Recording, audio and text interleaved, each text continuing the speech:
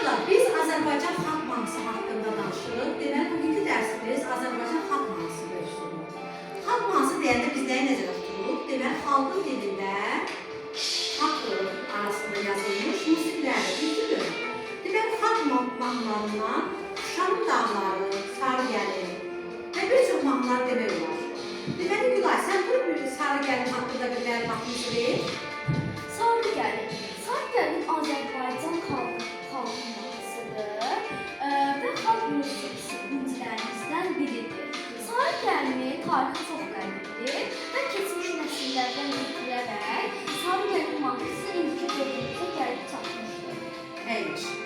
Deməli, uşaqlar, biz Sarıgəlin musiqi, onların xüsusiyyətləri var. Ömər, bunun haqqında məlumat verə bilərsən?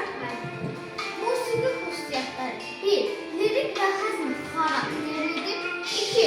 Muğam üslubuna yaxındır. 3. Adətən orta asta tempində olur. Əyləş.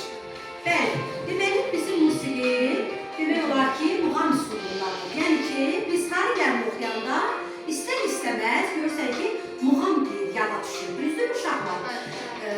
Sonra bizim bu musiqi haqqında bir çox sənətkarlarımız ifa etmişdir. Həsən dur onlar haqqında məlumat Bu mahnının bir çox tanınmış sənətkarlar ifa etmişdir. Biri Rəşid Bəykudov, iki Alim Qasımov. Bəli, Rəşid Bəykudov, bir də Alim Qasımov haqqında oxuduğu mahnıları biz qulaq asmışıq. Oradan da çox sevilən bir mahnıdır.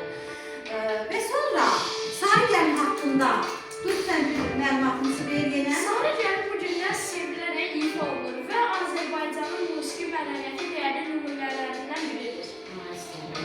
Və qızım, de görün, harada sevilmişdir ən çox Sarıgəlin? Sarıgəlin yalnız Türkiyədə var. Bəli, Türkiyədə də bizim bu mahnı daha gözəl ifa olunmuşdur. İnşallah Sarıgəlin haqqında bir dənə təzdə biz mahnımızı biraz ifa eləyəyik, olar mı elə? Və bilək görək ki, necədir? Nə diqqətlə bax.